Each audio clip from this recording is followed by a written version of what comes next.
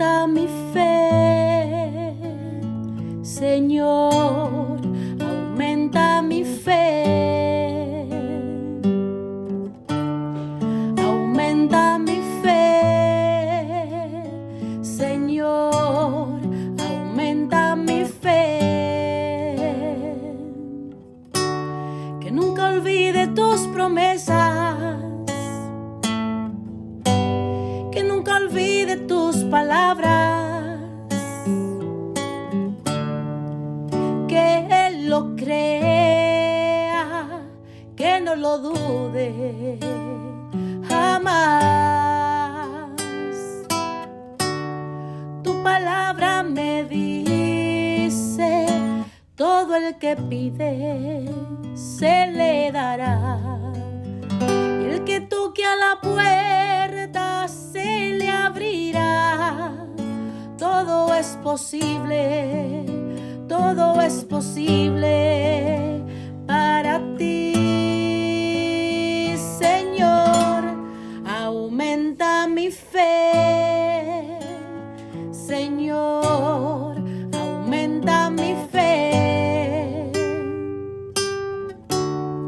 aumenta mi fe, Señor, aumenta mi fe, aumenta mi fe, aumenta mi fe, aumenta mi fe, aumenta mi fe, aumenta mi fe, aumenta mi fe, aumenta mi fe, aumenta mi fe, Señor.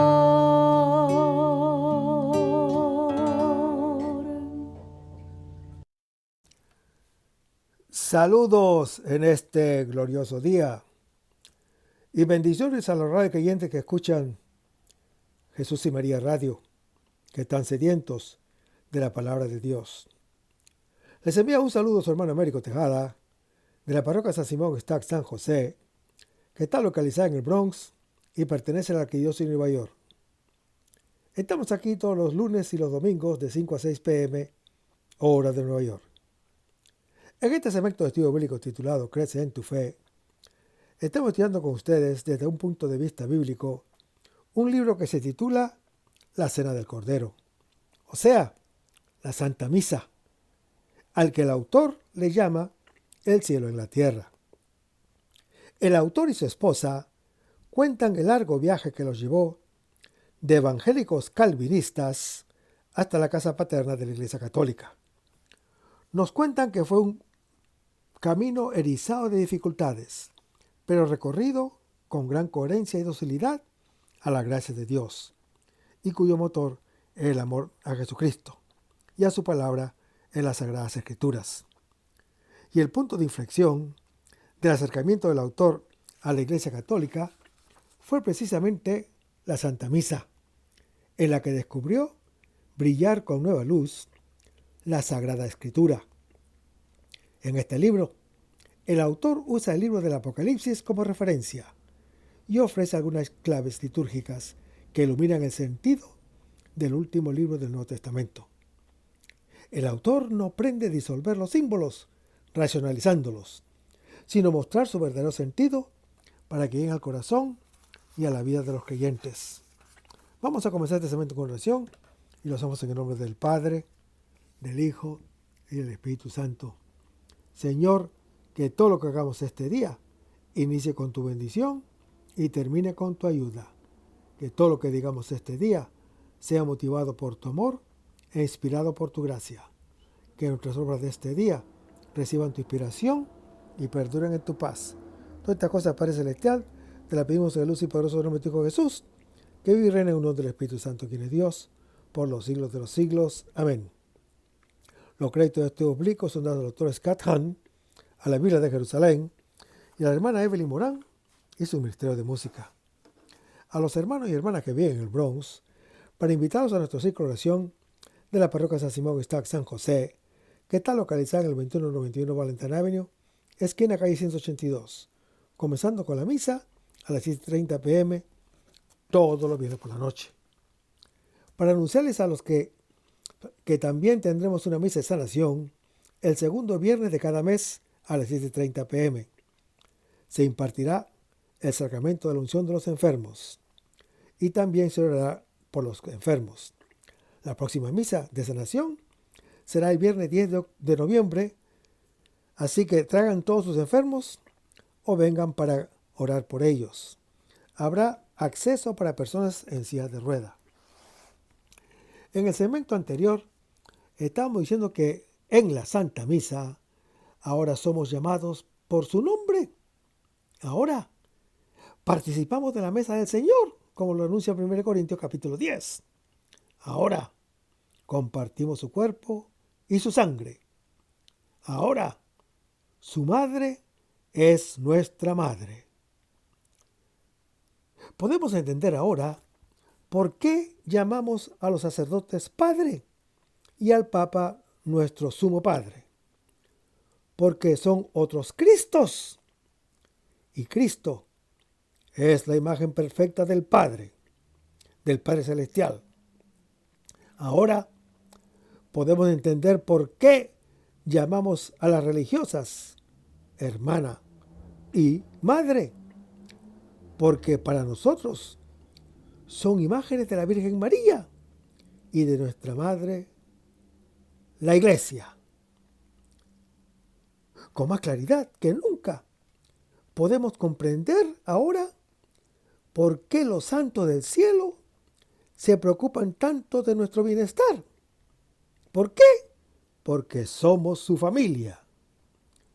No debemos olvidarnos nunca de que los creyentes que ha habido antes que nosotros, en nuestra oración y en nuestro estudio, tenemos que llegar a conocer su compañía y su ayuda.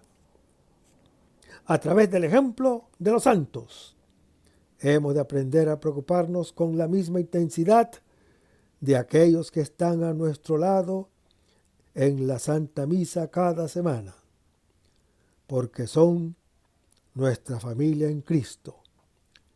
Y nuestra común santidad comienza ahora. Piensa en ello, hermano que me escuchas. Piensa en ello. Si todos nosotros perseveramos, juntos, tú y yo compartiremos un hogar por siempre con Cristo. Con los parroquianos que están a nuestro lado hoy en los altos de culto. ¿Eso te hace sentir incómodo? Tal vez te hayas acordado de repente de los parroquianos que más te ponen los nervios de punta. Sé que a mí también me ha sucedido. ¿Podría el cielo ser realmente el cielo si todos nuestros vecinos están allí? ¿Podría el cielo ser el paraíso si el padre fulano está también allí? Hermanos, ese es el único tipo de cielo en el que deberías pensar. Recuerda que somos una familia a la antigua usanza, un clan, una tribu. Estamos todos juntos.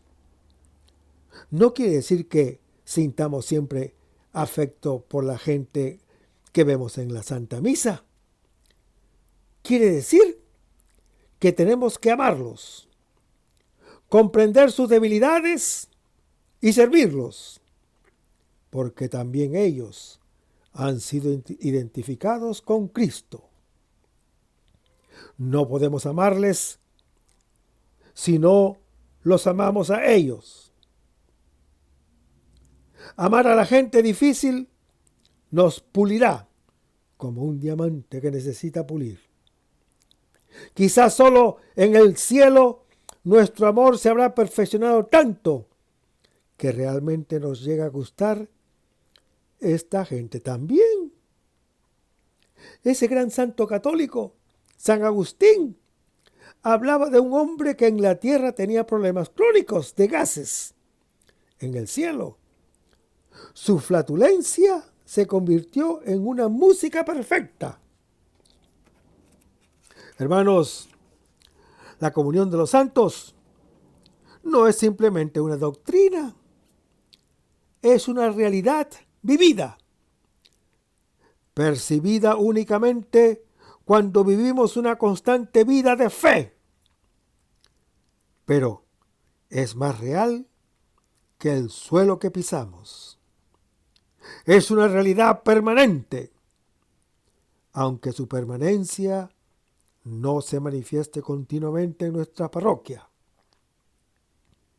Necesitamos, pues, justamente ahora, abrir nuestros ojos de fe. Hermanos, el cielo está aquí. Lo hemos visto sin velo. La comunión de los santos está a nuestro alrededor con los ángeles en el monte Sión. Cada vez que vamos a la Santa Misa. Hermanos, ir a la Santa Misa es ir al cielo, donde el mismo Dios enjugará toda lágrima.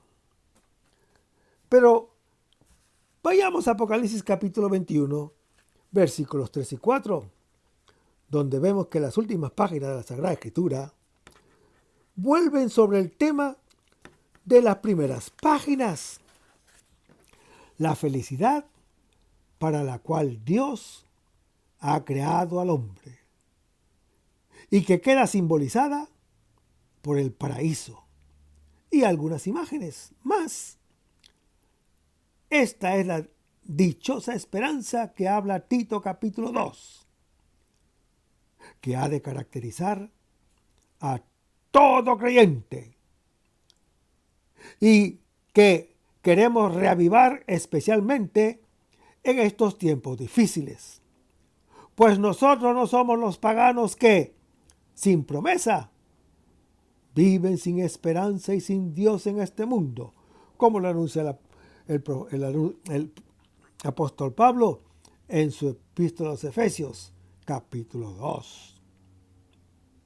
Hermanos, el apóstol San Juan contempla ahora la instauración plena del reino de Dios, la nueva Jerusalén, la Jerusalén celestial, cuyo advenimiento está garantizado por Dios eterno y todopoderoso. Esta humanidad redimida, que es la Iglesia, es presentada como la esposa del Cordero y descrita detalladamente como una ciudad maravillosa en la que reinan Dios Padre y Cristo. Hermanos, a la renovación de los tiempos mesiánicos, anunciado por el profeta en el Antiguo Testamento, donde se lee: pues he aquí que yo creo cielos nuevos y tierra nueva. Antes habrá gozo y regocijo por siempre jamás, por lo que voy a crear. Pues he aquí que yo voy a crear a Jerusalén regocijo y a su pueblo alegría, sin que se oiga allí jamás lloro ni quejido. Lo anuncia el profeta Isaías en su capítulo 65. Ahora se añade la acción de la gloria de Dios, que transforma la creación al mismo tiempo que al cristianismo. Como lo dice el apóstol San Pedro. Leamos epístola. El día del Señor llegará como un ladrón. En aquel día, los cielos, con ruido ensordecedor, desaparecerán. Los elementos abrasados se disolverán, y la tierra y cuanto ella encierra se consumirá. puesto que todas estas cosas han de disolverse así, ¿cómo conviene que ustedes sean en su santa conducta y en la piedra y en la piedad, esperando y acelerando la venida del día de Dios, en el que los cielos en llamas se disolverán y los elementos abrasados se fundirán? Pero esperamos, según nos los tiene prometido, nuevos cielos y nueva tierra, en que habite la justicia. Lo anuncia 2 de Pedro, capítulo 3. Hermanos, aquí el autor del Apocalipsis usa varios símbolos para descubrir la futura felicidad. Menciona la novia, la ciudad santa, morada o templo, y menciona el paraíso. Pero es de muy tener en cuenta que todas estas no son más que imágenes para el propio corazón de Dios, en donde nos hundimos con el Señor Jesús, su único Hijo, su muy amado, corazón de amor sin fin, corazón de gozo inefable, corazón amplio para abarcar a toda la humanidad y hacerla feliz. Este momento final, Dios lo está aguardando con impaciencia, porque nos creó para eso, para comunicarnos su propia felicidad desbordante y eterna. De este gozo divino vibra para siempre el alma del Señor Jesús. Y Él nos promete y nos los prometió en la última cena, como el legado más precioso que Él nos pudiese dejar. Cuando nos dice: os he dicho esto para que mi gozo esté con vosotros y vuestro gozo sea colmado. Lo dice en Juan capítulo 15. Hermanos, en esta misma ocasión reclamó el Señor Jesús de su Padre para nosotros cuando dice: Padre, quiero que donde yo esté también conmigo los que tú me diste. Lo dice en Juan capítulo 17. Y donde está Jesús, que es el seno amoroso de su Padre, allí ha ido a prepararnos un lugar. Pues en su Padre hay mansiones para muchos. Lo anuncia Juan capítulo 4, capítulo 14. Para este corazón de Dios, que será nuestra mansión eterna, el Apocalipsis usa varias imágenes, de las cuales es más importante la del templo o de la morada. Hemos de pensar aquí en el templo de Jerusalén, en que Dios solía residir en medio de los suyos, cuyo beneficio máximo de la antigua alianza, así como un padre reside en una misma casa en medio de sus hijos.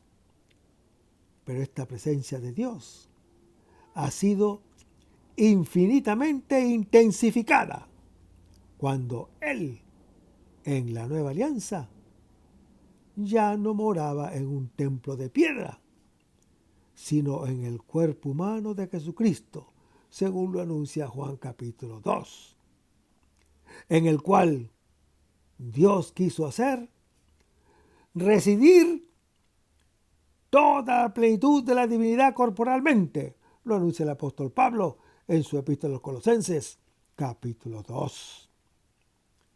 pero todavía está presente aún en el Señor Jesús. Es invisible y solo objeto de fe.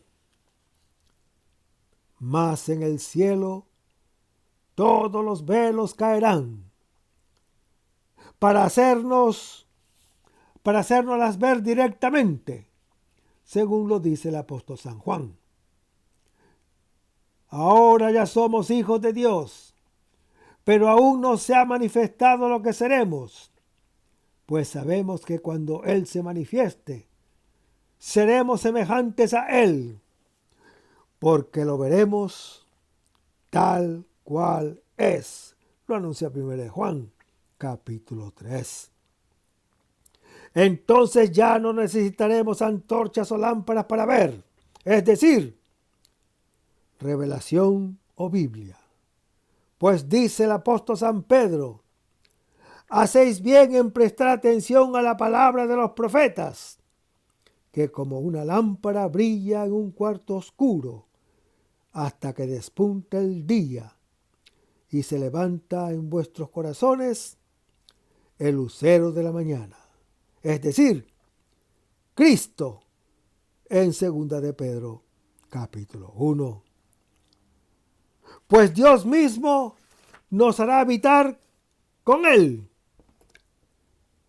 en la luz inaccesible que habla 1 Timoteo capítulo 6, alumbrándonos inmediatamente en su Hijo, que dijo de sí: yo soy la luz del mundo, en Juan capítulo 8. Sin embargo, hermano que me escuchas, la imagen más desarrollada es la ciudad santa, la Nueva Jerusalén, la Jerusalén mesiánica, la ciudad de los elegidos, en contraste total con la Babilonia pagana y adúltera que anuncia Apocalipsis capítulo 17. Hermanos, en esta Nueva Jerusalén, que es un don de Dios, que es la metrópolis del pueblo mesiánico, la idea de que la ciudad baja del cielo expresa el hecho de que la felicidad celestial es un puro don de Dios. No es el hombre mismo quien por sus propios esfuerzos se la construye o merece. Las piedras preciosas y las perlas de la Nueva Jerusalén simbolizan la santidad y las virtudes de la iglesia. Hermanos, la iglesia es santa porque Dios Santísimo es su autor. Cristo se ha entregado a sí mismo por ella, para santificarla y hacerla santificante.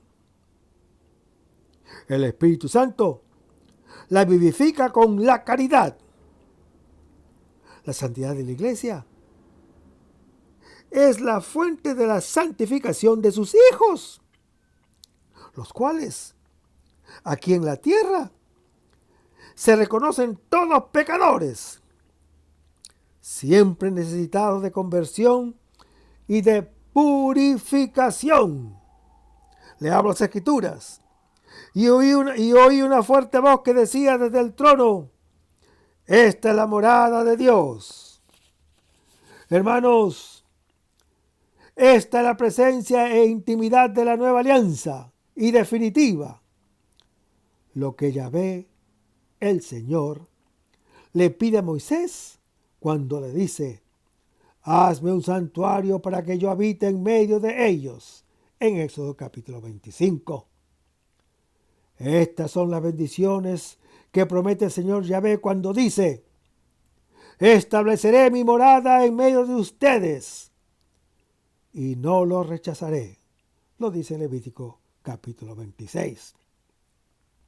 Ahora, ya no necesita que haya un santuario, porque Dios es ahora el santuario y enjugará toda lágrima de sus ojos y no habrá ya muerte. Hermanos, eso es lo que en el Antiguo Testamento el profeta anuncia cuando dice: consumirá la muerte definitivamente. Enjugará el Señor Yahvé las lágrimas de todos los rostros. Lo anuncia el profeta Isaías en su capítulo 25. Seguimos leyendo las Escrituras. Al que tenga sed, yo le daré del manantial de agua de la vida gratis.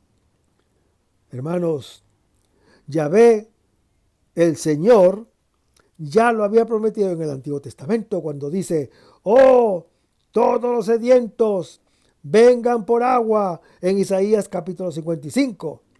Y en el Nuevo Testamento, el Señor Jesús les dice a la samaritana: si conocieras el don de Dios, todo el que beba de esta agua volverá a tener sed. Pero el que beba del agua que yo le dé, no tendrá sed jamás, sino el agua que yo le dé se convertirá en él fuente de agua que brota para la vida eterna. Se lo dice en Juan capítulo 4. Hermanos, eso quiere decir que el agua simboliza la vida y el Espíritu Santo. Cuando leemos en la Escritura: yo seré Dios para él y él será hijo para mí. Hermanos, el Mesías, sucesor del rey David, es hijo de Dios, según lo anuncia 2 Samuel capítulo 7. El Señor Jesús, resucitado, ha concedido también este título a cuantos creen en él. Leamos las Escrituras. Pero a todos los que le recibieron, les dio el poder de hacerse hijos de Dios, a los que creen en su nombre. Y lo dijo en Juan capítulo 1. Seguimos leyendo la Escritura. Me trasladó en espíritu a un monte grande y alto, y me mostró la ciudad santa de Jerusalén. Hermanos, en el Antiguo Testamento, en el tiempo del destierro babilónico, cuando el templo de Jerusalén ya había sido destruido por Nabuzardán, jefe del ejército de Nabucodonosor, el profeta Ezequiel es llevado en visión divina por el Señor Yahvé, a un monte alto, y le muestra el templo futuro, y se lo muestra en Ezequiel capítulo 40. Eventualmente termina el destierro babilónico y los israelitas regresan a Jerusalén y reconstruyen el templo. Pero el templo que le muestra el Señor Yahvé en visión al profeta Ezequiel es el templo celestial, el de los cielos, que está en el libro del Apocalipsis. Esta disposición de las puertas de la Nueva Jerusalén significa la universalidad de la iglesia, a la que han de concurrir todas las gentes para alcanzar la salvación.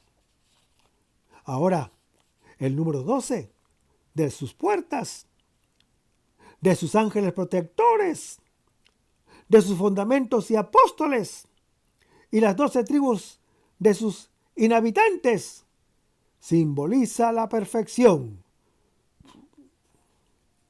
Leamos las Escrituras, que llevan los nombres de los 12 apóstoles del Cordero. Hermanos, la iglesia abierta a todos está fundada sobre la misión y la prédica de los apóstoles. Esto concuerda con lo que el apóstol San Pablo dice: edificaos sobre el cimento de los apóstoles y profetas, siendo la piedra angular Cristo mismo, en quien toda edificación bien trabada o bien trabajada se eleva hasta formar un templo santo en el Señor, en quien también ustedes con ellos están siendo edificados, para ser la morada de Dios en el Espíritu. Lo dijo en Efesios capítulo 2. De ahí, el tamaño de la ciudad es 144, es decir, el cuadrado de 12. Las piedras preciosas de su construcción somos nosotros mismos los creyentes como justos y santos que, cual piedras vivas, hemos entrado en la construcción del edificio espiritual, como lo anuncia 1 Pedro, capítulo 2. Para formar así la iglesia como morada de Dios.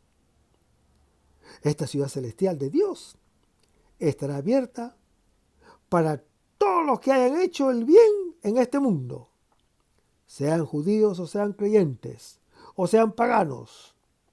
Pues Dios no hace acepción de personas, sino de cualquier nación quien le tema y practique la justicia, le es grato, como lo dice Hechos, capítulo 10. Por otro lado, hermano que me escuchas, cualquiera que temerariamente haya pisoteado los mandatos de Dios, en cuanto que Él los haya conocido, sea judío o cristiano o pagano, no podrá entrar en ella, sino quedará condenado al lago de fuego y azufre. La tercera imagen para la iglesia triunfante es la novia, aunque el autor no la desarrolla. Hay que ver aquí en un contraste entre la novia casta, pura del Cordero, y aquella ramera infiel del capítulo 17. La Babilonia prostituta, la Babilonia idólatra. El atavío deslumbrante de la novia son las obras buenas que hacemos todos nosotros. Pero, dice el apóstol, no vi santuario alguno en ella, porque el Señor, el Dios Todopoderoso y el Cordero es su santuario. Hermanos, el antiguo santuario ha desaparecido. Ahora el cuerpo de Cristo inmolado y vivo es el único lugar de nuestro culto nuevo y espiritual. Le hablo las Escrituras. Tenemos, pues, hermanos, plena confianza para entrar en el santuario, en virtud de la sangre del Señor Jesús, por este santuario nuevo y vivo, inaugurado por Él para nosotros, a través de la cortina, es decir, de su cuerpo. Lo anuncia Hebreos capítulo 10.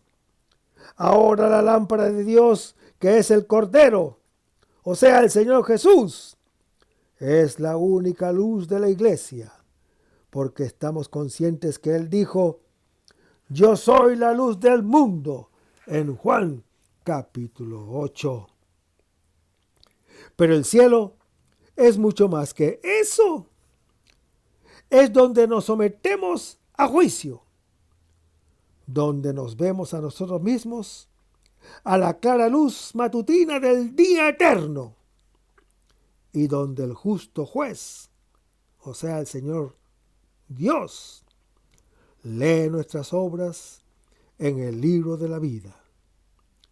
Nuestras obras nos acompañan, hermanos y hermanas que me escuchas, cuando vamos al cielo. Van con nosotros cuando vamos a la Santa Misa.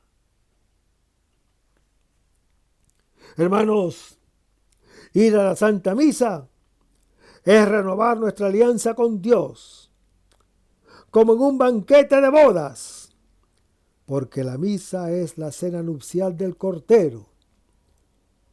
Como en una boda, hacemos unas promesas, nos comprometemos a nosotros mismos, asumimos una nueva identidad, somos cambiados para siempre. Hermanos, ir a la Santa Misa es recibir la plenitud de la gracia, la vida misma de la Santísima Trinidad. Ningún poder del cielo o de la tierra pueden darnos más de lo que recibimos en la Santa Misa, pues recibimos a Dios mismo dentro de nosotros mismos. No debemos subestimar estas realidades. En la misa, Dios nos ha dado su misma vida. No se trata simplemente de una metáfora, un símbolo o un anticipo. Tenemos que ir a la Santa Misa con ojos y oídos, mente y corazón abiertos a la verdad que nos representa, que nos presenta delante. La verdad que se eleva como incienso. La vida de Dios es un don que tenemos que recibir adecuadamente y con gratitud. Nos da la gracia como nos ha dado el fuego y la luz, que, mal usados, pueden quemarnos o cegarnos. De modo parecido, la gracia recibida indignamente nos expone a un juicio y a consecuencias mucho más graves. Hermanos, en cada Santa Misa, Dios renueva su alianza con cada uno de nosotros, poniendo ante nosotros vida y muerte, bendición y maldición. Tenemos que elegir para nosotros la bendición y rechazar la maldición. Y tenemos que hacerlo desde el mismo comienzo. Desde el momento en que te encaminas a la iglesia, te sitúas bajo juramento, porque al meter los dedos en agua bendita, renueva la alianza que comenzó con tu bautismo. Quizá te bautizaron de niño, tus padres tomaron la decisión por ti, pero ahora, con este simple movimiento, toma la decisión por ti mismo. Con el agua, tocas la frente, el corazón, los hombros y te santiguas en el nombre en el que fuiste bautizado. Hermanos, este gesto envuelve tu aceptación del credo de los apóstoles que tus padres aceptaron en tu nombre cuando te bautizaron. Unido a este gesto está tu rechazo de Satanás y de todas sus pompas y de todas sus obras. Haciendo esto, testificas, das testimonio, como si estuvieras ante un tribunal. En un tribunal, un testigo se pone en riesgo a sí mismo, su reputación y su futuro. Si falla en decir la verdad, toda la verdad y nada más que la verdad, sabe que se enfrentará a severas consecuencias. Tú también estás bajo juramento. No te olvides la palabra latina sacramentum, que significa literalmente juramento. Cuando hace la señal de la cruz, renuevas el sacramento del bautismo, renovando así tu obligación de vivir de acuerdo con los derechos y obligaciones de la nueva alianza. Amarás a Dios con todo tu corazón, con toda tu mente, con toda tu alma y con todas tus fuerzas. Y amarás al prójimo como a ti mismo. Te has comprometido especialmente a decir la verdad durante la Santa Misa, porque esta es la sala de justicia del cielo. Aquí Dios abrirá el libro de la vida. Aquí ocuparás el estrado de los testigos. Muchas, pero muchas veces durante la vida dirás amén. Palabra aramea que expresa sentimiento y estar de acuerdo. Sí, así será. En verdad. Amén.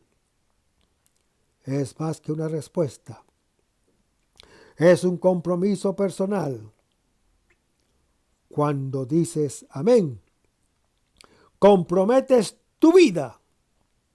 Por tanto, tienes que saber lo que dices, porque eso en la Santa Misa, por eso en la Santa Misa no eres simplemente un espectador, sino un participante.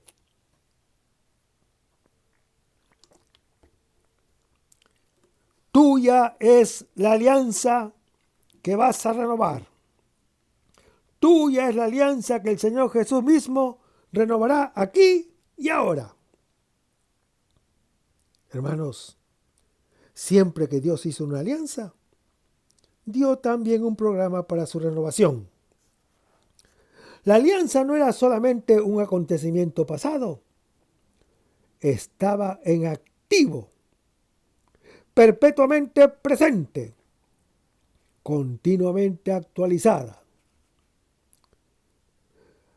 Habrían de pasar generaciones desde la alianza de Sinaí, pero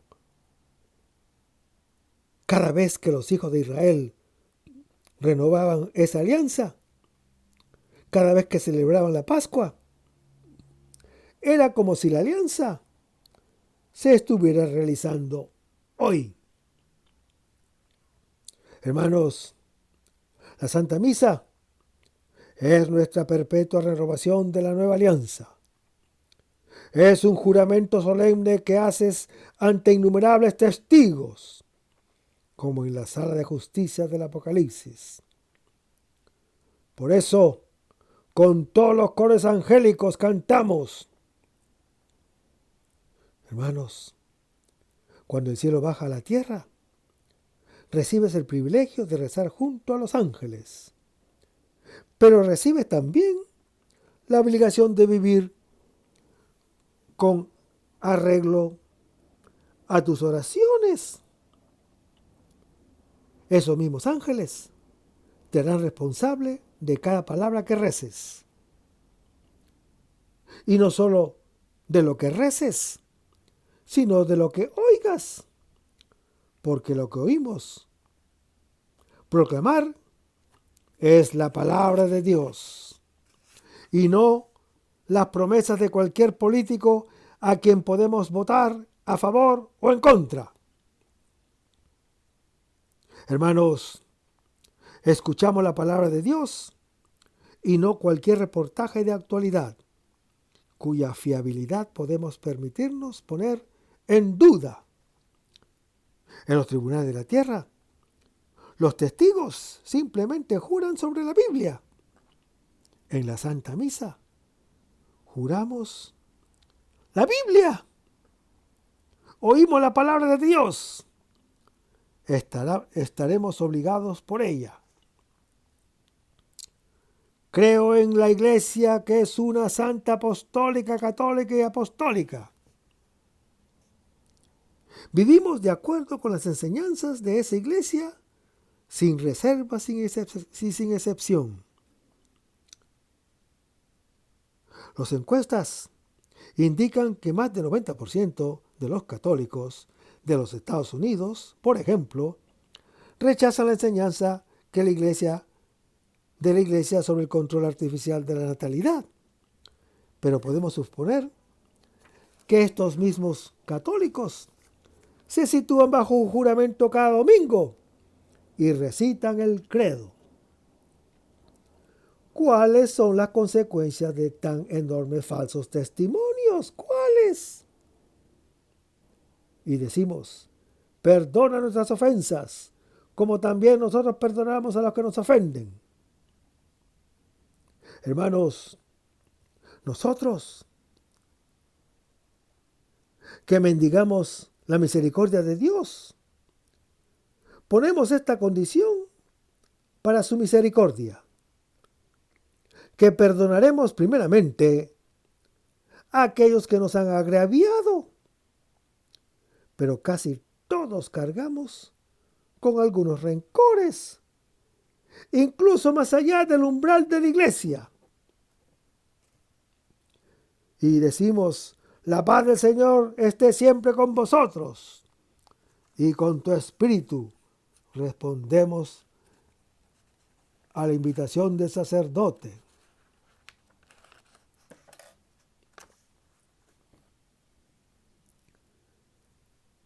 Simbólicamente, damos la paz a los que están a nuestro lado.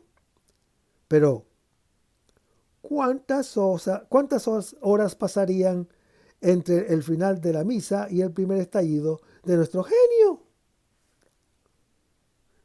El cuerpo de Cristo. Y decimos amén. ¿Con qué atención recibimos el pan de vida? Al Cristo de la fe y de la historia. Si cumpliésemos a un rey de la tierra con la misma atención, ¿cómo seríamos juzgados? Hermanos, oír la palabra de Dios, recibir el pan de vida, son profundos misterios, son dones increíbles, pero son también poderosos compromisos. En la Santa Misa, hermano que me escuchas, recibimos vida divina, recibimos poder divino, más poderoso que las mayores fuerzas de la tierra. Piensa en la electricidad, que puede alumbrar tu casa o parar tu corazón. Piensa en el fuego, que puede dar calor a tu familia o consumir una manzana de la ciudad. No son más que sombras borrosas del poder sobrenatural de Dios, que creó el fuego y formó la tierra de la nada. Si enseñamos a nuestros hijos a tratar con respeto la electricidad y el fuego, ¿con cuánto mayor respeto deberíamos tratar los misterios mismos del cielo que nos llenan en la Santa Comunión? No podemos excusarnos del juicio que nos atraemos cuando fracasamos en cumplir nuestro testimonio. Escucha la advertencia del apóstol San Pablo cuando nos dice: por tanto, cualquiera que come el pan o bebe el cáliz del Señor indignamente será reo de profanar el cuerpo y la sangre del Señor. Lo dice en 1 Corintios capítulo 11. Reos de blasfemia. No es poca cosa. Para asegurarse un sacrificio puro, los primeros creyentes confesaban sus pecados en público. Hoy en día, el sacramento de la confesión es privado y no tan oneroso. ¿Le sacamos el máximo provecho? Por eso es por lo que muchos de vosotros sois débiles y enfermos, y algunos han muerto, nos acusa el apóstol Pablo en 1 Corintios capítulo 11. No nos atrevemos a desechar esta afirmación como algo caduco y supersticioso. El apóstol San Pablo sabía lo que decía, y la iglesia, aún hoy, conserva una idea en la liturgia. Conserva esta idea en la liturgia. Las malas comuniones hacen recaer en un juicio sobre nuestras cabezas.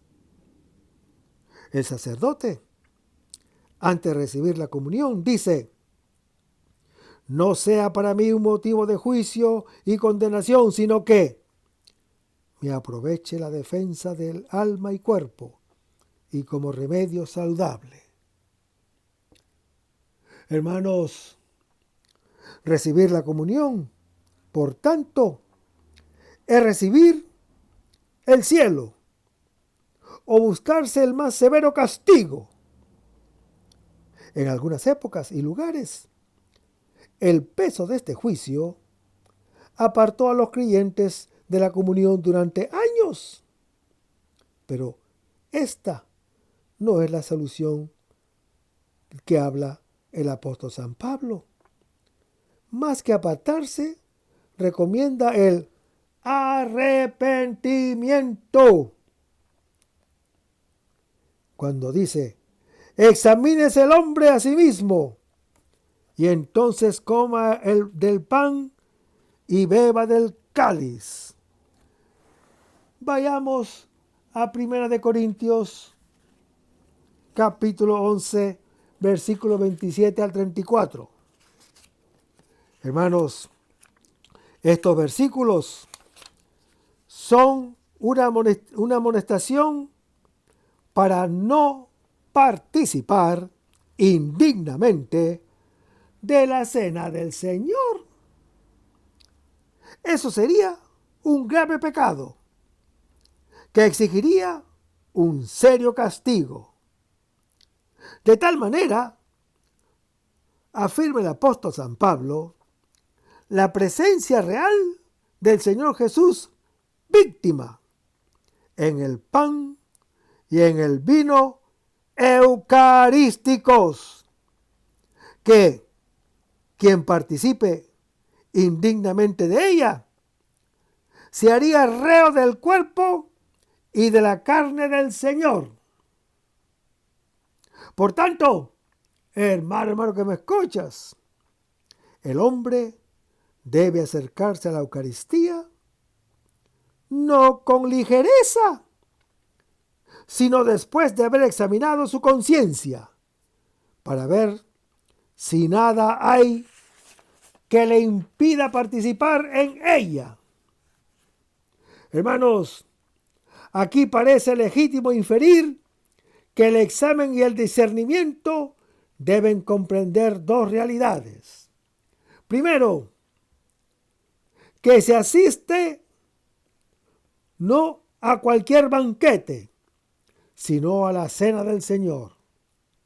Segundo, que la comunidad cristiana es también el cuerpo de Cristo y por consiguiente hay que acercarse a ella con el respeto y la veneración que se merece.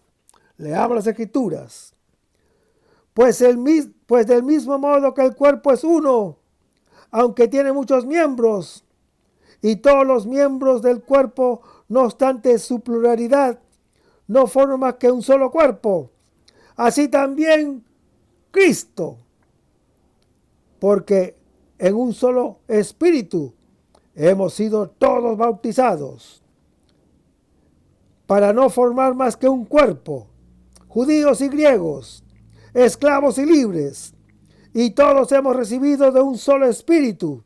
Por tanto, muchos son los miembros, mas uno el cuerpo. Ahora bien, ustedes son el cuerpo de Cristo, y sus miembros cada uno a su modo. Lo anuncia el apóstol Pablo en su primera epístola a los Corintios, capítulo 12. El hecho de que Jesucristo está realmente presente bajo las especies eucarísticas exige poder comulgar una determinada disposición de alma, como estar en gracia de Dios, y disposición de cuerpo. Quien tiene conciencia de estar en pecado grave debe recibir el sacramento de la reconciliación antes de acercarse a comulgar. Son también importantes el espíritu de recogimiento y de oración y la observancia del ayuno prescrito por la Iglesia, y la actitud corporal como gestos y vestimenta en señal de respeto a Cristo. Hermanos, El apóstol San Pablo ilustra mediante experiencias sufridas por los mismos corintios la verdad de su afirmación. Hermanos, el apóstol San Pablo atribuye las enfermedades de muchos e inclusive frecuentes muertes a su falta de respeto y de fe en las asambleas litúrgicas. Sí, pues tuviéramos cuidado de examinarnos antes de celebrar la cena del Señor. Y el resto, hermano que me escuchas, lo vamos a ver en el próximo segmento. Manténgase en sintonía. Vamos a despedirnos con una oración. Lo hacemos en el nombre del Padre, del Hijo y del Espíritu Santo. Señor Jesús, ayúdanos a conservar el fervor espiritual, la dulce confortadora alegría de evangelizar, incluso con una semblante lágrimas, como Juan el Bautista, como lo hicieron los apóstoles Pedro y Pablo y los otros apóstoles, y también esa gran multitud de evangelizadores que se han sucedido a lo largo de la historia de la Iglesia Católica, con un ímpetu interior que nada ni nadie sea capaz de extinguir. Señor Jesús, que sea esta la mayor alegría de nuestras vidas entregadas al Evangelio. Y ojalá que el mundo actual pueda así recibir la buena nueva de tu Evangelio, porque tenemos la tarea de anunciar el reino de Dios y de implantar tu iglesia en este mundo que todavía no te conocen. Todas estas cosas, Padre Celestial, te las pedimos en el luz y poderoso nombre de tu Hijo Jesús, que vive y reina en unión del Espíritu Santo, quien es Dios, por los siglos de los siglos. Amén. Hasta el próximo segmento. Que el Señor nos bendiga.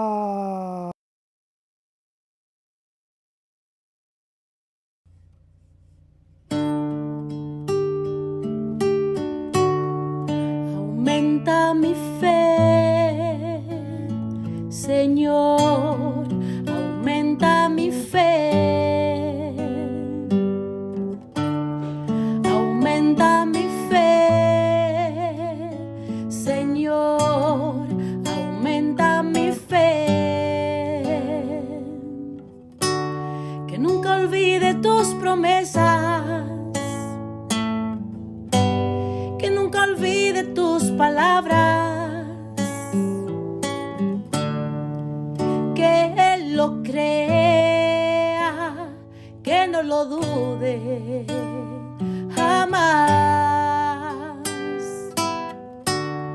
Tu palabra me dice, todo el que pide se le dará, y el que toque a la puerta se le abrirá. Todo es posible, todo es posible para ti, Señor. Aumenta mi fe, Señor, aumenta mi fe. Aumenta mi fe, Señor, aumenta mi fe. Aumenta mi fe, aumenta mi fe. Aumenta mi fe, aumenta mi fe. Aumenta mi fe, aumenta mi fe. Aumenta mi fe, aumenta mi fe.